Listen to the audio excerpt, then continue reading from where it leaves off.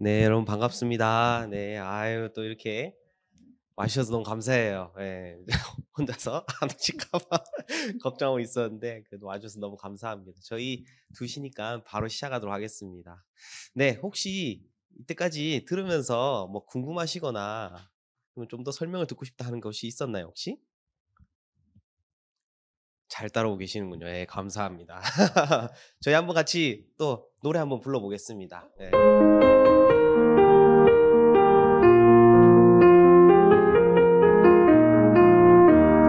창세기 출애굽기 레위기 민수기 신명기 여호수아 사사기 룻기 사무엘 사가 열왕기상 열왕기하 잠언 아가 전도서 욥기 시편 아모스 호세야 요나 이사야 미가 스바냐 하박국 남요엘 예레미야 오바댜 역대상 역대하 에스겔 다니엘 에스라 학개 스가랴 에스더 느헤미야 말라기. 저희가 배우는 것들, 이 성경 것들이 이 이야기 속에 들어가 있는 거죠.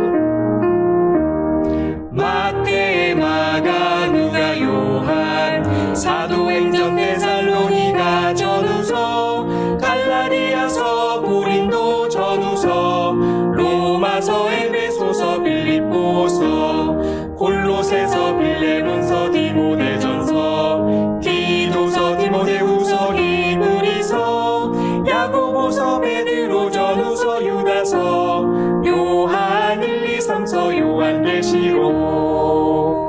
아멘. 이 하나님께서 우리에게 주신 이 성경은 7개 분위기, 7개 이야기, 7개 틀에 구성되어 있다고 계속해서 배웠습니다. 모세오경은 제사랑 나라를 세워가는 이야기, 왕정 500년은 왕이 중심이 돼서 이뤄가는 또 하나님 이야기, 페르시아 일곱권은 이제 페르시아 제국 시대에 쓰여졌던 책, 그 시대 때 있었던 유대인들의 이야기가 적힌 거고요.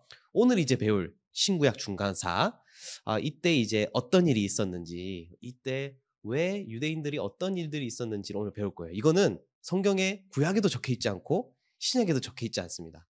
하지만 실제로 있었던 역사 이야기를 오늘 들려드릴 거예요. 보면은 구약의 맨 끝에 있었던 유대인이 이제 있었던 그 사람들을 유대인이라 불렀고요. 그 신약에 가니까 갑자기 뭐 바리새인, 뭐 사두개 이런 사람 등장하잖아요. 저도 어릴 때 생각했는데 갑자기 이 사람들이 왜 나타났지? 이 사람 누구지? 라는 의문이 굉장히 많았어요. 그래서 막 설교 때도 보면은 이 사람 누구니 막 설명해 주잖아요. 근데 이 중간 이 역사를 알면은 이 사람들이 왜 등장했고 왜 유대인들이 이렇게 분열했는지를 왜 이렇게 나뉘어졌는지를 알 수가 있습니다. 중간 역사는 말라기 아니고 말라기 다음 말라기와 마태복음 사이의 이야기인 겁니다. 마태복음, 사복음서, 마태, 마가, 누가, 요한, 저 사복음서와 말라기 사이 이야기. 그렇죠, 그렇죠. 그 사이가 400년의 역사가 똑 빠져 있는 거예요. 그래서 우리가 이 역사를 모르니까 약간 조금 이야기가 이어지지 않는 거죠. 예. 우리가 보면은 이 창세기 50장에서 출애굽기로 넘어갈 때도 그 사이도 400년이 쏙 비어 있어요. 한 장 넘기면은 그러니까 이제 애굽으로 들어가잖아요. 들어가서 이제 아브라함 그 야곱의 가족들이 딱 들어가잖아요, 애굽으로. 그러고 딱 넘기니까 갑자기 완전 세계가 바뀌어져 있죠. 갑자기 70명 들어갔는데 갑자기 60만 장정이 되고 그러니까 그 사이 400년이 비어 있는 거예요. 그렇듯이 이 말라기 끝에서 이 마태복음 넘어가는 그 한 장 사이에 그 400년이 비어 있는 거예요. 우리 이 역사를 배워야 된다는 거죠. 알아야 된다는 거죠. 이건 저도 못 들어봤었어요. 교회 다니면서.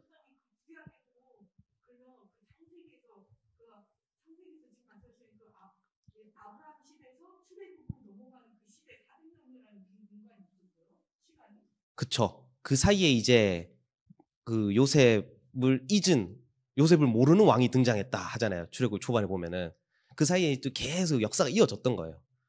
네.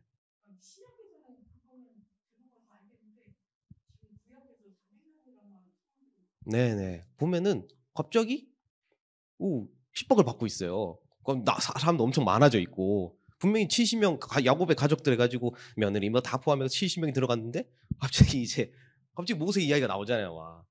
그 사이에 400년의 역사가 있는 거죠. 이해가 좀 되시나요? 네. 그 역사가 있는 거예요. 그때도 애국 왕조 이렇게 쫙 바로 이렇게 있었다가 요셉을 모르는 딱 바로 왕이 등장했는데 얘들 봐라 해가지고 노예로 만들어가지고 어제 그런 그때 당시에 역사 이야기 있었다는 거. 이것도 성경엔 기록되어 있지 않지만은 그때는 계속 이 역사는 어떤 역사의 변동이 있었던 거예요. 제국들이 변하고 오늘 그거를 한번 배워보겠습니다. 한번 들어보신 적 있나요? 이거 이야기? 다 아는데 우리 한 번쯤은 어디선가 들어봤는데 이제 그걸 엮을 거예요 오늘. 네, 좋습니다.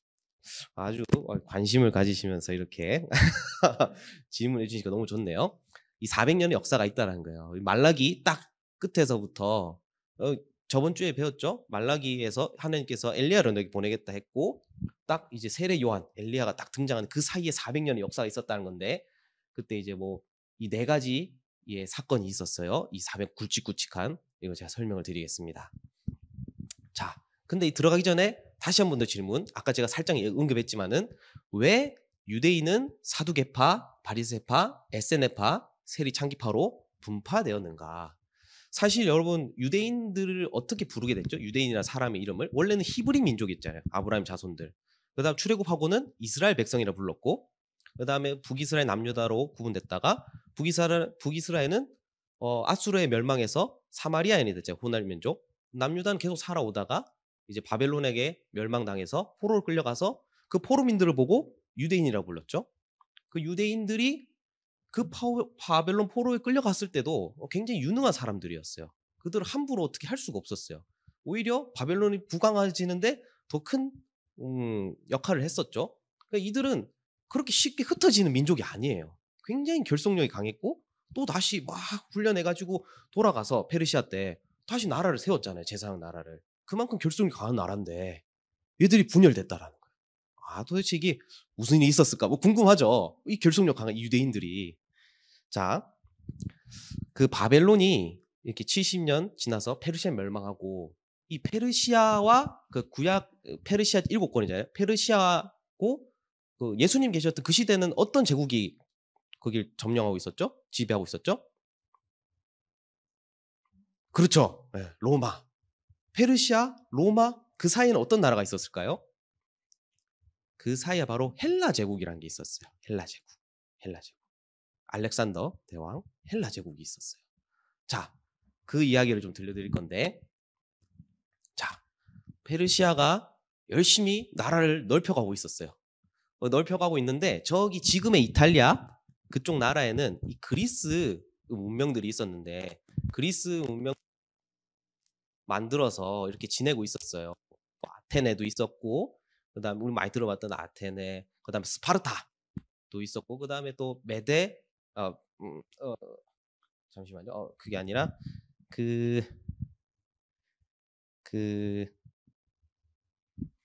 그렇죠. 그 테베. 죄송해요. 네, 테베. 그러니까 그리스 문명과 아테네와 스파르타, 테베가 있었고 그리고 또 변방에 또 마게도니아라는 또 도시가 있었어요. 그들은 좀 그리스 문명들 약간 무시했었어요. 야만족이라고 되게 무시했었는데 어쨌든 그렇게 자기들 잘 살고 있었어요. 되게 행복하게. 근데 이 페르시아가 막 영토를 넓히는 거예요. 그래서 이제 1차, 2차, 3차 공격을 막 시작하는 거예요. 그리스 문명에. 이 아테네, 스파르타 우리 영화 300 아시죠? 네, 그 전쟁인 거예요. 그 전쟁들 막 일어나는 거예요. 그거 아시죠? 300용사에 나온 그 페르시아 왕의 아내가 애쓰던 거. 그쵸. 그 에스더예요. 그때 막 엄청 막 커다란 거 어디로 막 와 하면 나오는 그 왕의 아내가 바로 에스더예요. 어제 진짜 실제 있었던 이야기라는 거죠. 1차, 2차, 3차 공격에도 불구하고 그리스가 어떻게 됐을까요? 이 전쟁에서 승리하게 됩니다. 이 침략에 맞서 싸워서 승리하게 된 거죠. 아주 굉장히 그때 이제 멤버십이 좋아져요. 그래서 근데 또 이 페르시아가 쳐들어올 줄 모른다라는 그 두려움 때문에 이제 이 그리스 문명이 델로스 동맹이라는 걸 맺습니다. 두 번째 보시면 델로스 동맹, 아테네, 스파르타, 고린도, 테베 이 침략에 대비해서 동맹을 맺어요. 이 동맹 맺기 전에는 각자 잘 살다가 동맹 맺었더니 이제 내부 분열이 막 일어나기 시작하는 거예요. 이제 알력 다툼, 막 내부 분열이 일어나기 시작합니다. 그 사이에서 이제 아테나가 먼저 주도권 잡았다가 그 다음에 또 스파르타가 주도권 잡았다가 그 다음에 이제 테베라는 또 이게 도시가 또 주도를 합니다. 이때 당시에 이제 마게도냐에 있던 이 필리포스 2세라는 그 왕자를 인질로 데려와요. 인질로 데려와서 막 이제 막 키웠죠. 근데 이 필리포스 2세가 보통 인물이 아니야. 야, 이 그리스 문명부터 습수하면서 그 다음에 뭐 군대를 어떻게 꾸려야 될지 엄청나게 공부를 많이 한 거예요. 머리가 좋은 거예요. 그러다가 이 필리포스 2세가 돌아갔어요. 마게도니아로 돌아가서 이제 어떻게 했냐, 왕이 된 다음에 막 군대를 조직해가지고 이 그리스 문명에 공격을 해서 점령을 해버려요. 와, 그때 배운 거. 인질로 들어갔다가 돌아와서 부강한 나라가 돼가지고 그리스를 점령해버려. 그래서 이 마게도니아 필리포스 2세가 이 패권을 잡게 됩니다. 그래서 이 필리포스 2세가 이제 다 이제 교육을 하는 거죠. 어떤 얘기를 하냐, 이제 우리가 이 고린도 협약을 맺자 해가지고 고린도 지금 모여가지고 우리가 페르시아를 침략하자, 페르시아를 공격하자, 우리가 이대로 있을 수 없다라고 했었는데 결국 죽게 말 그런 방향성을 선정한 다음에 죽어요. 그 다음 이 필리포스 2세 아들이 누구냐? 바로 알렉산더 대왕이에요. 그 유명한. 이 알렉산더 대왕이 그때 당시 20살이었는데 어쨌든 왕위를 이어받았잖아요. 이어받았는데 왕이 됐어. 그 그리스 사람들이 문명들이 엄청 무시했죠. 저 쪼매난 게 뭘 하겠나 했는데 보통 인물이 아니에요. 알렉산더 대왕이. 막 이제 군대를 막 조직해가지고 이제 막 그리스 사람들까지 다 막 끌어모아가지고 46,000명 정도의 이 군인들을 데리고 페르시아로 침공을 합니다. 가요. 가가지고 이제 막 엄청난 전쟁을 하는데 그때 당시 페르시아에는 몇십만 명의 군인이 있었어요. 9,000명의 기병, 말타는 기병, 그다음에 10만 보병, 어마어마한 군대, 그거를 다 무찔러 버려요. 알렉산더 대왕이. 다 무찔러 버립니다. 그래서 페르시아가 그렇게 해서 점점 쇠퇴해서 망해버리고 바로 이 헬라 제국이 등장하게 되는 거예요.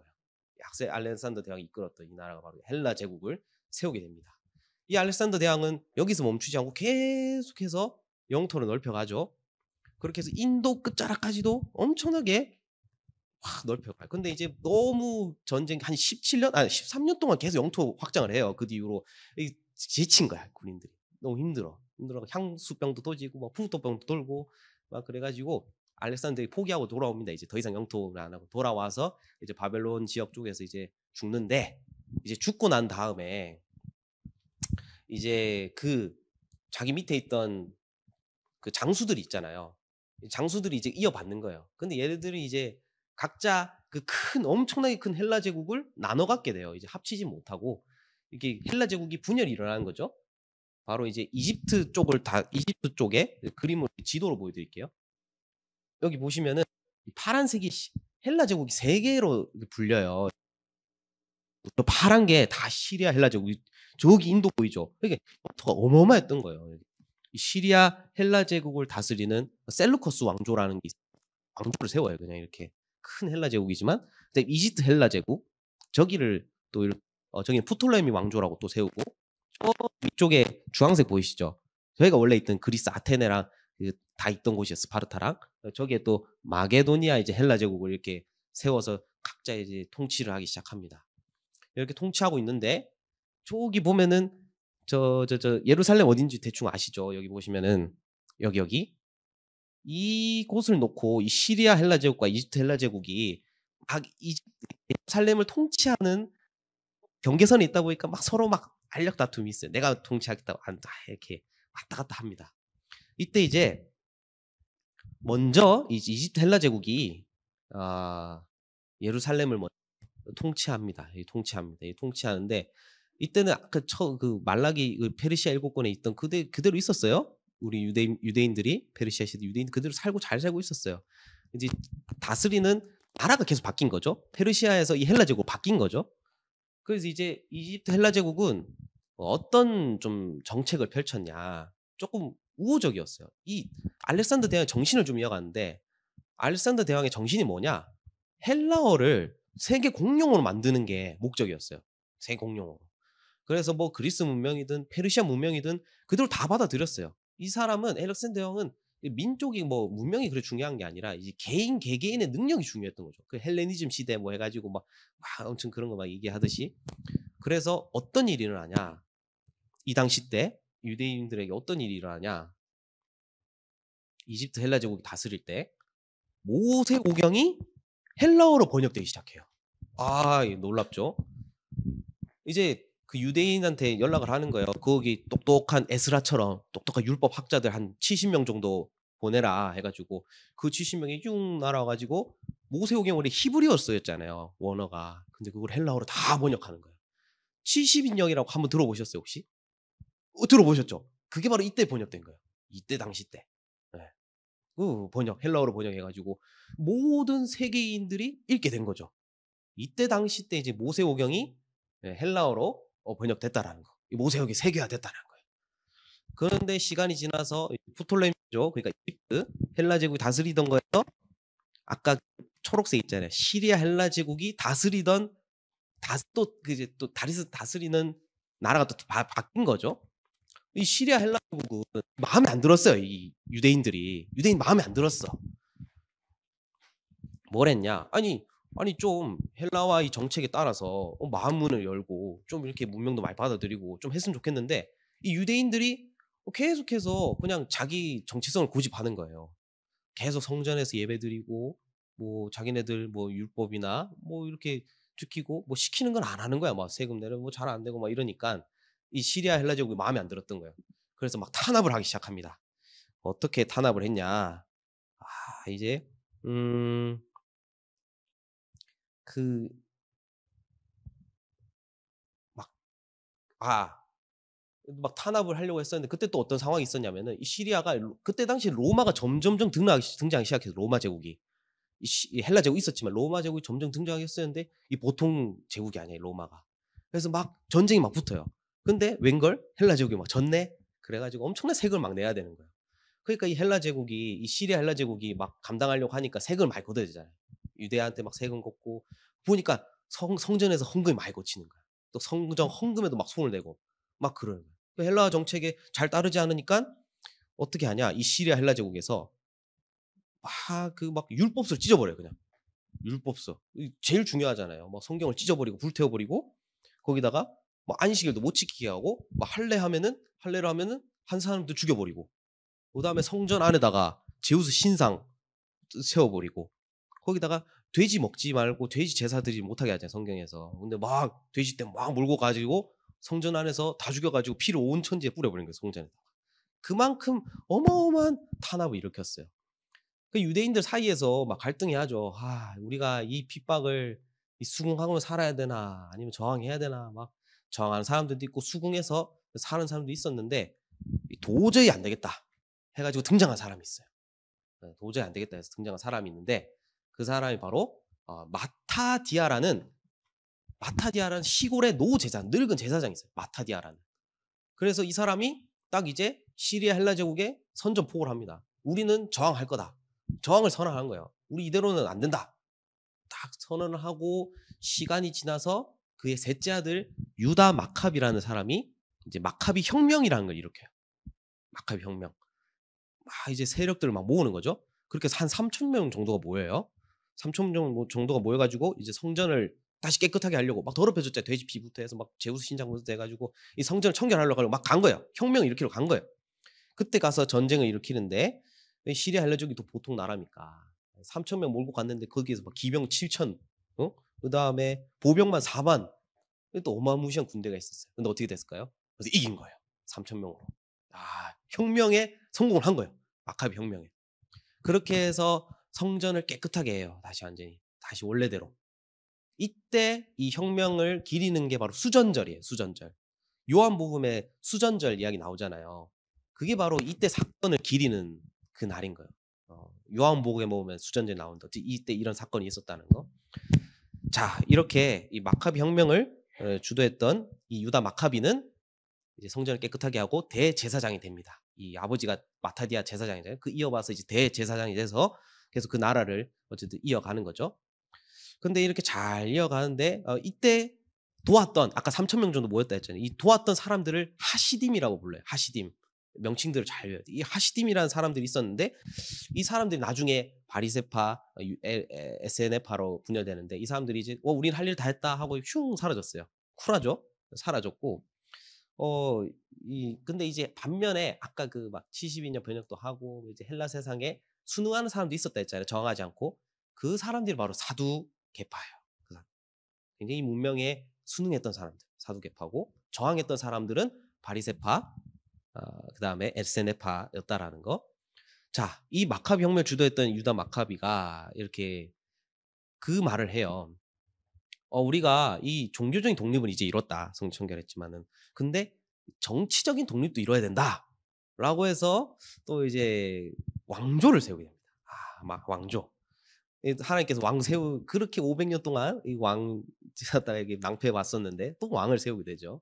그 왕조의 이름이 바로 하스몬 왕조라는 겁니다. 하스몬 왕조.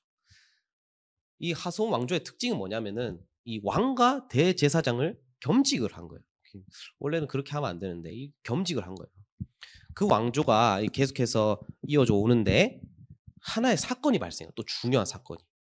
이 하스몬 왕조가 막 이어져 오는데 야나니우스라는 또 왕이 있었어요. 이스라엘의 하스몬 왕조에. 근데 이 사람이 대제사장에서 왕이야.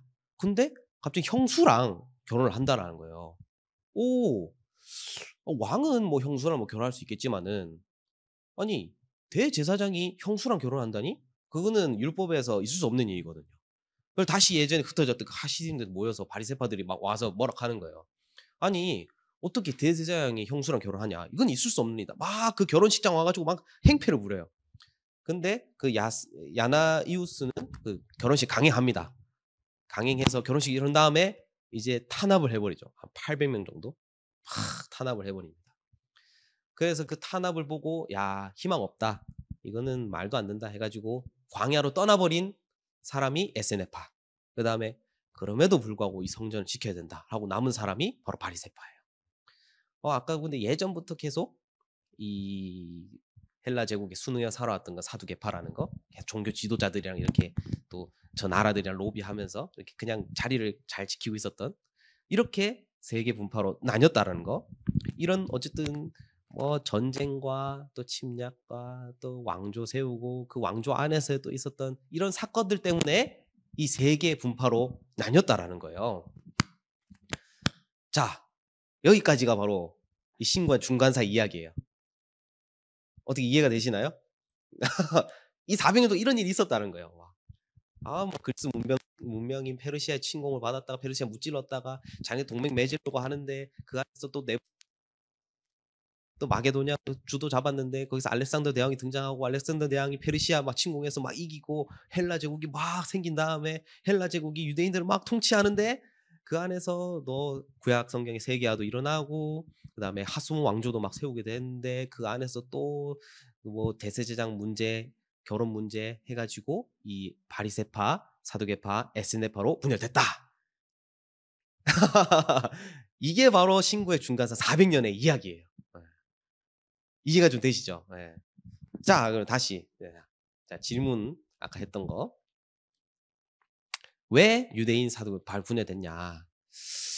원래는 유대인들이 굉장히 결속력 강한 사람들이었는데 결국 이 현실에 순응했던 거죠. 어떻게 보면은 각자 자기가 살기 위해서 하나님의 마음을 잃어버린 거죠. 하나님을 향하는 그 마음, 하나님을 의지해야 되는 그 마음을 잃어버리고 그냥 이제 헬라 제국에 순응하고 그 하스몬 왕조에 그냥 굴복하고 형식주의에 그냥 빠진 거죠. 네.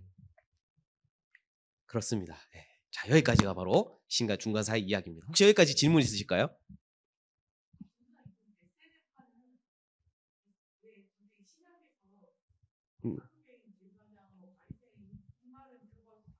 네.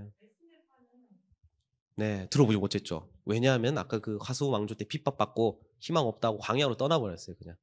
네. 광야 떠나버린 거죠. 그래서 손절한 거죠, 어떻게 유대인들이랑. 신약이에요? 이제 손절해서 가버린 거죠. 그냥 떠난 거죠, 그냥. 그냥 떠난 거예요, 그냥 이렇게. 그래서 이게 등장하지 않는 거죠. 이해가 좀 되시죠? 분열됐지만은 더 이상 등장하지 않는 이유는 이 유대인들을 손절한 거예요, 그냥.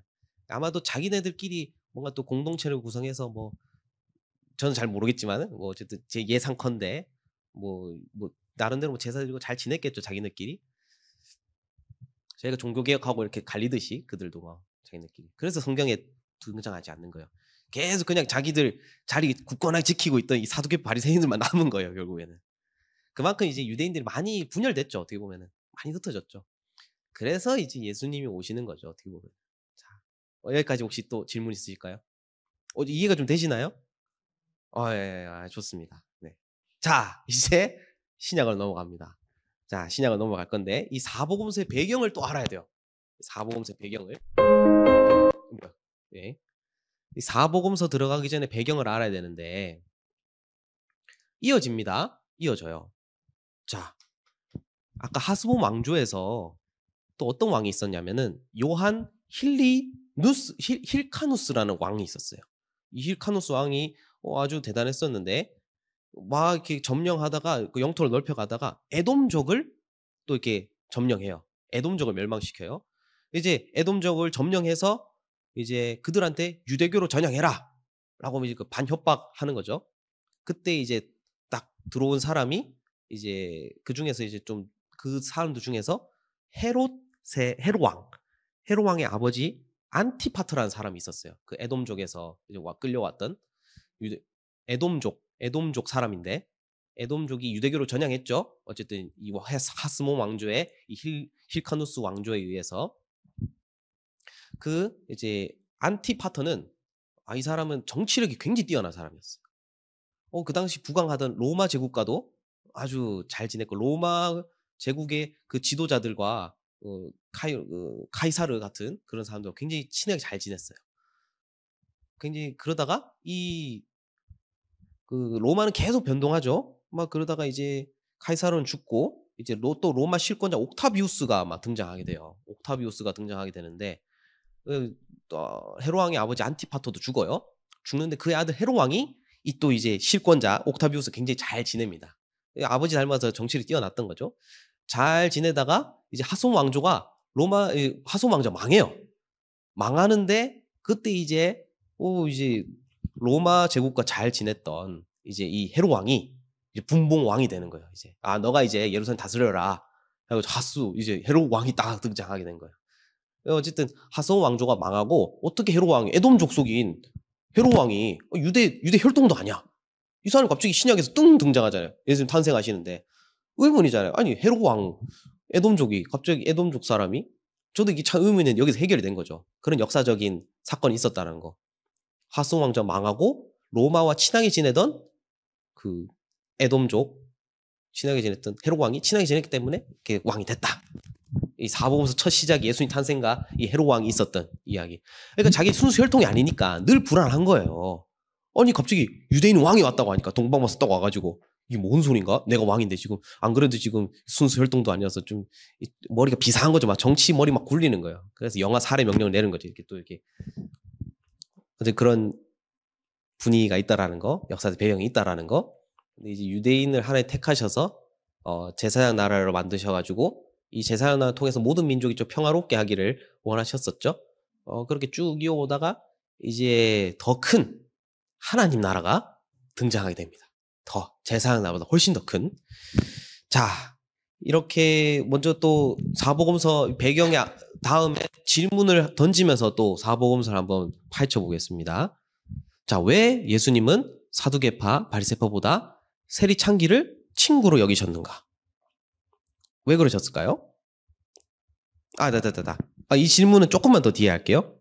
이제 세례 요한이 등장해서 딱 외치는 첫 마디가 바로 이거죠. 회개하라, 천국이 가까이 왔다. 얘기하면서 6개월 동안 하나님 나라를 전파하고 다녀요. 이 천국이 바로 하나님 나라인데, 그러다가 예수님이 딱 오시니까 뭐라? 하나님의 어린 양이다 라고 얘기하죠. 이게 이제 제사장 나라와 하나님 나라를 연결하는 키워드예요. 구약의 6월절 어린 양, 그 다음에 신약의 하나님의 어린 양, 예수님 연결하는 건데, 이 하나님 나라를 좀 설명해 드릴게요. 제사장 나라와 하나님 나라를. 제사장 나라는 유월절 어린 양으로 시작하는 나라. 출애굽할 때 이제 유월절 그때 이제 어린 양의 피를 문설주에 발라서 그 이제 지나갈 때 장자는 안 죽잖아요. 근데 애굽의 장자는 다 죽잖아요. 이 유월절 어린 양으로 시작하는 나라가 제사장 나라인데 이 나라는 하나님의 용서가 있는 나라고 그다음에 이웃 사이에 나눔과 거룩함이 있는 나라고 민족 사이에 평화가 있는 나라인 거죠. 그렇지만 이제 하나님 나라는 더 큰 사이즈인 거예요. 더 큰 사이즈. 하나님의 어린 양, 바로 예수님이신 거죠. 원래는 구약에는 제사를 다 뭐 양을 잡거나 염소를 잡거나 막 이렇게 하잖아요. 그 제사를 드리는 그 사람들만 용서를 받을 수 있었던 거예요. 그 사람들만 성전에 와서 하나님께 기도 드릴 수 있었던 거예요. 그러니까 어떻게 보면 유대 민족들만의 그런 거죠. 근데 이 하나님 나라는 예수님이 하나님 어린 양이 되시는 거예요. 직접 자신이 제물이 되는 거고 자신이 십자가 져서 모든 사람, 모든 인류의 죄를 구원하시는 거죠. 그러니까 더 큰 사이즈인 거죠. 훨씬 더. 모든 민족을 내 자녀로 삼겠다라는 하나님의 크신 그런 계획이신 거죠. 하나님을 내 아버지라 부를 수 있는 나라. 예전에는 뭐 아버지라고 뭐 부를 수는 없었죠. 훨씬 더 가까워진 거죠. 어떻게 보면은. 예전에 대제사장만 1년에 한 번씩 대속죄질 들어가지고 대제사장만 어떻게 보면 하나님 좀 친하게 지냈었는데 이제는 누구든지 예수님을 믿으면은 하나님 아버지라 부를 수 있는 그런 나라가 도래한 거예요. 예수님을 통해서. 그 다음에 한 영혼이 천하보다 소중한 나라. 예수님께서 이 땅에 오셔서 정말 참 한 영혼 한 영혼을 귀하게 여기셨죠. 농부에게는 씨 뿌린 비유로 설명해 주시고 그 다음에 어부들에게는 그물 비유로 알려주시고 그 다음에 또 주부들한테는 누룩 비유 그 다음에 상인들한테는 달란트 비유 그 많은 사람 모아놓고 모든 한 사람 한 사람 다 배려하시면서 하나님 나라를 전파하시고 복음을 알려주셨고 그 다음에 그 풍랑이 이는 그 갈릴리 호수를 지나서 그 거라사 광인 그 한 사람 고치려고 가서 또 그 사람 또 고쳐주시고 그 한 사람 고쳐 돌아오세요. 그만큼 정말 한 영혼을 천하보다 소중한 나라라는 것을 몸소 실천으로 보여주십니다. 이게 하나님 나라 이런 나라라는 거죠. 한 영혼이 정말 귀하다. 십자가를 통해서 완성되는 나라. 그러니까 이제 딱 이 십자가 예수님께서 십자가 달려서 돌아가실 때 뭐라고 얘기하세요? 맞아요. 다 이뤘다. 뭘 이뤘다는 거예요? 바로 이 하나님 나라를 이루셨다는 거예요. 그때 딱 다 이뤘다 하실 때 숨이 거두시고 어떤 일이 일어나죠? 그렇죠. 휘장이 위에서 아래로 쫙 찢어지죠. 이게 무슨 의미예요? 휘장이 찢어졌다는 게? 네? 그쵸. 역시, 똑똑하십니다. 이제 대제사장이 필요 없는 거예요. 이제 그 지성소 개념이 필요가 없는 거예요, 이제. 누구든지 예수님을 통해서 하나님께로 나아갈 수 있다라는 거예요. 대제사장만이 그 휘장을 넘어서 하나님께로 갈 수 있었어요. 하나님께서 예수님께서 탁 죽으시고 휘장이 위에서 쫙 찢어지면서 그 개념이 없어져 버린 거예요. 누구는 예수님 통해서 하나님께 나갈 수 있는. 참 좋은 나라죠. 이런 나라가 어디 있어요, 진짜. 우리에게 영원한 생명을 주실 뿐만 아니라 우리를 죄를 사해 주실 뿐만 아니라 우리를 자녀 삼아 주시고 모든 사람을 구원해 주시는 이 나라가 하나님 나라인 거죠. 네, 이 나라를 전하시고 전파하시고 하는 이야기가 바로 이 사복음서입니다. 이게 바로 하나님 나라에 있는 이야기가. 근데 이제 아까 그 질문을 다시 또 던지면은 왜 친구로 여기셨냐? 왜 친구로 여기셨을까요? 예수님께서는? 네. 또. 그쵸. 먼저 보여줘 버렸어. 하나님께서 단순히 그냥 이 세리와 창기들을 불쌍히 여기셔서 그러셨을까? 그게 아니라는 거죠. 바로 이 하나님 나라 복음을 믿었기 때문이었던 거예요. 이 사두개파 바리새파들은 이렇게 대놓고 얘기해도 믿지를 않았어요. 아무리 설명해주고 해줘도 비유를 아무리 들어도 믿지를 않았어요. 왜냐면 그들은 어떤 사람인지 알겠잖아요. 아까 역사 들었을 때 그냥 자기 자리 지키고 자기 이럴까 봐 전전긍긍하는 사람들인 거예요. 구약 성경을 읽고 하긴 하지만은 그냥 형식주의에 빠졌던 거예요. 자기가 뭐 진짜 신앙이 있어서 하기보다는 그냥 막 교만하고 막 하고 진짜 예수님의 복음을 딱 들었을 때는 그냥 뭐 여기 이제 신성 모독이 나고 막 십자가 못 박아 죽여버리잖아요. 하지만 세리 창기들은 믿었다라는 거예요. 이 믿음이 참 중요하다. 믿는 자에게는 이 하나님 나라를 누릴 수 있다는 거죠. 그래서 어쨌든 이 하나님 나라를 세워가는 분위기라는 거. 하나님이 왜 이 하나님 나라를 계획하셨을까? 우리는 좀 봐야 될 게 있는데, 북이스라엘이 참 하나님 말씀 하나님 의지 안 하고 막 우상 많이 섬기고 그랬었잖아요. 그때 하나님께서 호세아서 이런 말이 적혀 있어요. 호세아를 통해서 내 마음이 내 속에 돌이켜 나의 국률이 온전히 불붙듯 한다. 이 말이 그 이스라엘 백성들을 향한 이 극률한 마음이 막 불일 듯이 올라온다라는 거예요. 너무 불쌍하다라는 거예요. 얘들이 잘못하고 맨날 말 안 듣고 하지만은 얘들이 너무 안타깝다는 거예요. 불쌍하다는 거예요. 그래서 또 이사야서에서 또 이런 말을 하시죠. 그의 찔림 우리 허물 때문이라. 우리 죄악 때문이라. 하나님께서는 그들을 향한 긍휼의 마음이 너무나 올라와서 그러나 진노의 맞대기들을 접을 수는 없어서 스스로를 치신 거예요. 참 사랑이 많으시죠. 그 진노 막대기로 때릴 수도 있는데 자신에게 때리신 거예요. 그래서 예수님이 이 땅에 오신 거예요. 더 큰 하나님 나라. 예수님께서는 공생애 이 3년 동안 하나님 나라는 하나님 아버지라 부를 수 있는 나라고, 그다음에 한 영혼 천하보다 소중하다라는 이야기를 끊임없이 하시는 가운데 하나님 나라를 완성하기 위해 스스로 하나님 나라의 어린 양이 되셔서 하나님의 진노를 온몸으로 받으셨다. 이게 바로 사복음서의 이야기입니다. 예수님께서 모든 삶을 용서하시기 위해서 십자가의 지심으로 하나님 나라가 완성된 거죠. 하나님 나라 완성. 아주 놀라운 이야기입니다. 자, 여기까지가 바로 사복음서의 스토리입니다. 그 안에 뭐 여러 가지 많은 은혜로운 말씀들도 많고 하잖아요. 어쨌든 하나님 나라를 세워가는 이야기를 하는 거. 여기까지 제가 바로 사복음서 이야기입니다. 자, 여기까지 질문 있으신가요? 네, 재밌게 달려왔는데요. 자, 우리 또 이게 10분의 성경 전체 이야기 한번 읽어볼까요? 제가 목소리가 지금 좀 엘롱하죠? 그래서 좀 도와주셨으면 좋겠어요. 집사님 나오셔서 대신 좀 한번 처음부터 끝까지 좀 읽어주시겠어요? 네, 부탁드릴게요. 여기 마이크 지고 제가 지금 목소리 좀 아껴야 돼가지고 나오셔서 대표로 한번 저희 같이 읽을 거예요. 네, 대표로 처음부터 끝까지 읽어주세요. 우리가 사도행전 1장의 시대반처럼 성경 전체를 틀리지 않게, 치우치지 않게, 선을 넘지 않고 사람들 앞에서 10분 안에 이야기한다면 하나님께서 얼마나 기뻐하실까요? 성경 창세기부터 요한계시록까지 66권은 하나의 이야기입니다. 창세기는 하나님의 천지창조, 노아, 홍수, 심판, 하나님의 마음 이야기를 담은 역사 이전의 역사, 원 역사로 시작됩니다. 이어서 모리아산 번제로 하나님과 친구가 된 아브라함, 흉년에 100배 결실을 거둔 이삭, 12아들로 12지파의 기둥을 세운 야곱, 이렇게 족장 세 사람의 가나안 이야기, 그리고 요셉 때 민족을 만들기 위해 애굽한 이야기입니다. 400년 후 히브리 야곱, 이렇게 족장 세 사람의 400년 후 히브리 민족이 첫 번째 유월절을 지키고 출애굽합니다. 출애굽의 표면적 이유는 애굽 제국의 박해 때문입니다. 그러나 실제로는 하나님과 히브리 민족 사이에 모든 민족을 위한 세계 선교의 꿈인 제사장 나라 언약을 세우기 위해서였습니다. 레위기는 하나님과 히브리 민족 사이에 모든 민족을 위한 왜 오늘 왜 이러냐? 레위기는 5대 제사를 비롯한 제사장 나라의 거룩한 시민학 교과서이며, 민수기는 모세에게 제사 교육을 이야기. 만나학교 졸업식 설교입니다.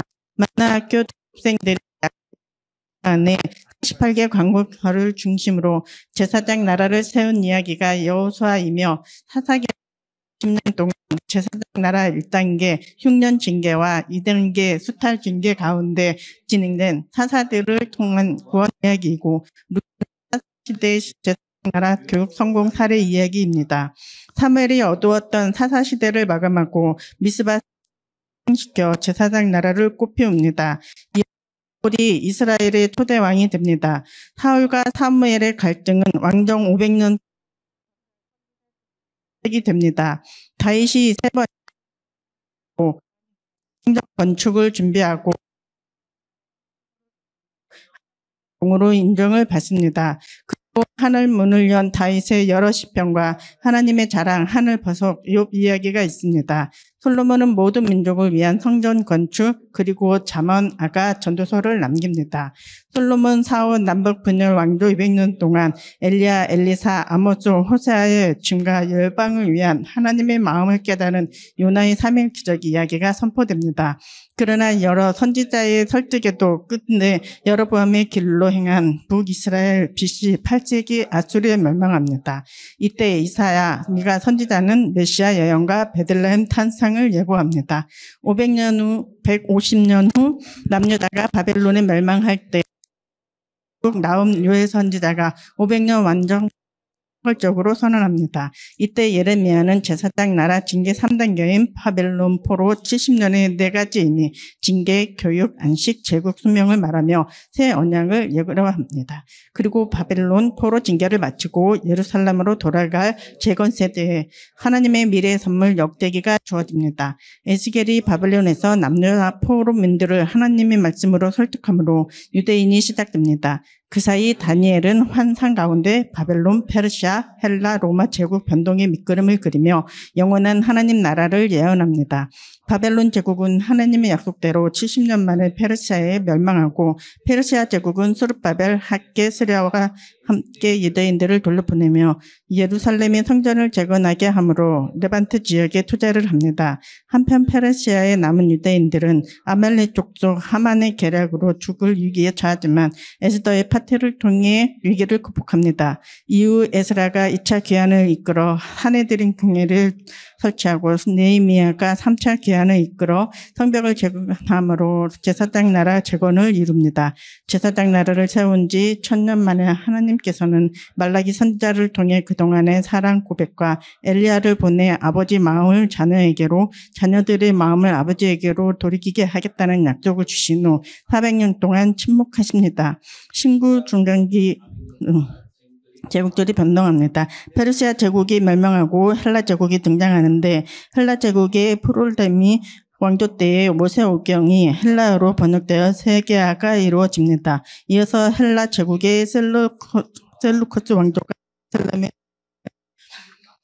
도독하자 마카비 가문의 혁명을 일으켜 성전을 청결하게 한 후 하스몬 왕조를 세웁니다. 그런데 하스몬 왕조는 80여 년 동안 대제사장이 왕을 겸직함으로 제사장 나라 법을 어깁니다. 이후 헬라 제국이 로마에 넘어가면서 유대는 로마 제국의 통치에 들어갑니다. 이때 로마는 에돔족인 헤롯 가문을 유대의 분봉왕으로 삼아 예루살렘 성전을 재건축하게 하므로 성전을 로마 통치 도구로 전락시킵니다. 바로 이때 BC와 AD 분기점에서 예수님께서 천사들과 목자들의 기쁨 속에서 베들레헴에 탄생하십니다. 예수님께서는 공생의 3년 동안 하나님 사랑을 말씀하시며 한 영혼의 가치를 천하보다 귀하게 여기셨습니다. 때론 사랑 때문에 피곤하고 지치기도 하셨습니다. 그리고 약한 자의 비빌 언덕이 되시며 사마리아 여인과 세리의 친구가 되어 주십니다. 공생의 마지막 일주일 동안 예수님께서는 예루살렘에서 마지막 6월절 첫 번째 성찬식을 통해 새 언약을 체결하신 후 1차 세네드린 공의 재판과 빌라도 재판을 받으시고 로마의 형틀이자 하늘 성소인 십자가에 달리십니다. 예수님께서 십자가에 다 이루었다 하고 선언하시는 순간 예루살렘 성전의 휘장이 위에서 아래로 찢어집니다. 이는 예수님께서 율법과 선지서의 완성으로 단번 제사를 드리시고 우리를 위한 새로운 살 길의 휘장이 되심으로 하나님 나라의 복음을 완성하신 것입니다. 십자가 죽음 후 3일에 부활하신 예수님께서는 승천하시기 전 모든 민족에게 전할 지상명령을 말씀하십니다. 이후 오순절 성령 체험을 한 12 사도들이 제자 시대를 열고 예루살렘을 공회에 열며 2차, 3차, 4차 사내들인 공회의 재판의 위험 속에서도 하나님 나라 복음을 전하고 교회를 세워갑니다. 한편 바울은 다메섹 길에서 예수님을 만난 후 이방인의 사도로 부름을 받습니다.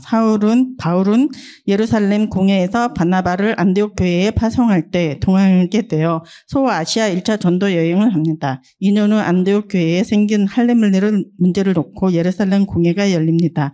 이때 오직 예수 십자가만이 하나님 나라 구원의 기준이라고 선언합니다. 그리고 바울도 바나바와 같은 사랑받는 형제로 결의합니다. 이후 바울 팀은 2차, 3차 전도 전도 여행을 하며 데살로니가, 갈라디아, 고린도, 로마 교회에 편지를 보냅니다. 바울팀은 3차 전도 여행이 끝날 무렵 로마를 거쳐 땅끝인 스페인까지 복음을 전하기 위한 계획을 세우고 예루살렘 교회를 방문하여 이 소식을 알립니다. 이때 예루살렘 공회의 당부로 바울은 예루살렘 성전에 갔다가 유대인들에게 잡혀 죽을 위기에 처하게 되지만 오히려 로마 천부장의 협조로 5차 사내들인 공회를 열어 공회원들에게 마지막 설득을 시도합니다. 그러나 사내들인 공회의 위협이 거칠어지자 바울은 의도적으로 부활신앙을 고백하므로 사두개파, 바리새파를 분열시키고 그것을 빠져나옵니다. 그날 밤 바울은 로마 천부장의 보호 속에 가이사로 이송되고 다음날 로마 총독 벨릭스의 재판을 받고 2년간 구금됩니다. 이후 바울은 새로 부임한 로마 총독 베스도의 재판을 받던 등 사내들인 공회의 살해 위협을 피하려고 결국 로마 시민권을 이용해 로마 황제 재판을 요구하며 죄수의 길을 선택합니다. 그래서 죄수 이동선을 타고 로마에 도착합니다. 바울은 로마 감옥에서 황제 재판을 기다리는 2년 동안 하나님 나라 복음을 전하며 교회론인 에베소서, 기독교론인 골로새서와 빌립보서, 벨레몬서를 써보냅니다. 그리고 2년 만에 잠시 자유의 몸이 된 바울은 또다시 전도 여행을 진행합니다. 그런데 AD 64년 로마 대화재 사건을 발생합니다. 이때 로마 제국은 기독교 복음 2세대 지도자 200여 명을 로마 방어범으로 지독하며 잔인하게 처형합니다. 바울도 죽음이 임박했음을 알고 믿음의 아들 디모데에게 유언과 같은 디모데 후서를 써서 보냅니다. 바로 이때 순교를 눈앞에 둔 복음 1세대들이 복음 2세대들을 위한 편지 히브리서, 베드로 전후서, 유다서를 남깁니다. 이는 복음 2세대들이 로마 제국의 박해 속에서 선한 싸움을 싸우며 하나님 나라 복음을 땅끝까지 전하도록 격려하기 위함입니다. 그러나 사도 요한은 복음 1세대로 로마 대화재 이후 30여 년 동안 더 살아남아 로마 제국의 박해 가운데 있는 복음 2세대들을 돌보는 일을 감당합니다. 이때 요한 1, 2, 3서를 기록하여 권면하면서 하나님은 사랑이라 선언합니다. 그리고 사도 요한은 복음 2세대가 이끄는 소아시아 7교회에 하나님과 어린 양의 보좌, 새 하늘과 새 땅을 소개하며 주님 속히 다시 오시리라는 예수님의 간절한 재림 약속을 전하며 계시록 이야기를 끝냅니다. 성경을 열면 기적이 열립니다. 하나님의 말씀, 성경으로 우리는 21세기 신앙 부흥운동을 곱셈하며 교회 부흥운동을 곱셈할 것입니다. 아멘. 아이고, 감사합니다. 박수 한번 주세요. 네. 아유, 감사합니다. 네, 저희는 지금 그릇을 만들고 있어요. 성경 전체를 담는 그릇이 있어야 어떤 성경 지식이 들어와도 다 잘 담아서 하나로 묶을 수 있겠죠? 제가 잘 묶어가고 있습니다. 오늘도 한 번 더 배우고 또 읽으니까 좀 이해되는, 잘 익혀지는 부분이 있죠? 네, 오늘 너무 고생했어요. 감사해요. 자, 다음 주는 이제 사도행전 30역과 공동서신 9권 마지막을 배우게 될 겁니다. 배우고 난 다음에 우리가 이 읽는 시간에 제가 딱 앞에 나와서 외우시는, 이 전체를 외우시는 분에게 제가 선물을 드리겠습니다. 좀 높였습니다, 선물을. 노트북은 저도 갖고 싶고요. 네, 바로 이 통독 성경을 드리겠습니다. 제가 이 한 권을, 이거 비싸요. 이거 5만 원 넘는데 제가 이 한 권을 제가 드리겠습니다. 네, 이게 바로 역사 순으로 쫙 정리되어 있는, 통독하기 참 좋은 책이에요. 우리가 배운 거 있잖아요. 이게 역사 순으로 정리되어 있는 이 대한성서공회 통과하기 쉽지 않거든요. 거기서 공식적으로 승인해 준 좋은 책이에요. 통독하기 좋은. 네네. 제가 이거 외우신 분에게 제가 진짜 진심으로, 네, 제가 한 권씩 드릴게요. 앞에 나와서 딱 외우시는 분에게. 네네. 이거를. 네, 이거 외울 수 있습니다. 네, 외울 수 있습니다. 자, 이거 외우면 어때? 얼마나 좋아요. 외우면 이제 성경이 내 머릿속에 들어오는 겁니다. 네. 제가 기도하고 마치도록 하겠습니다. 사랑이 많으신 하나님 감사합니다. 오늘도 성경 이야기를 또 배웠습니다. 하나님, 정말 우리를 사랑하셔서 하나님 나라를 세우셔서 모든 민족, 모든 사람들이 하나님을, 예수님을 통해서 하나님의 자녀가 되게 해주심 너무너무 감사드립니다. 그 감사함을 저희가 잊지 않게 해주시고 이 하나님 나라 복음을 온 세계에 또 전파하면서 하나님의 사랑을 잘 전할 수 있도록 도와주세요. 예수님의 이름으로 기도드립니다. 아멘. 감사합니다. 네, 진짜 드려요. 네. 진짜 선물로 드립니다.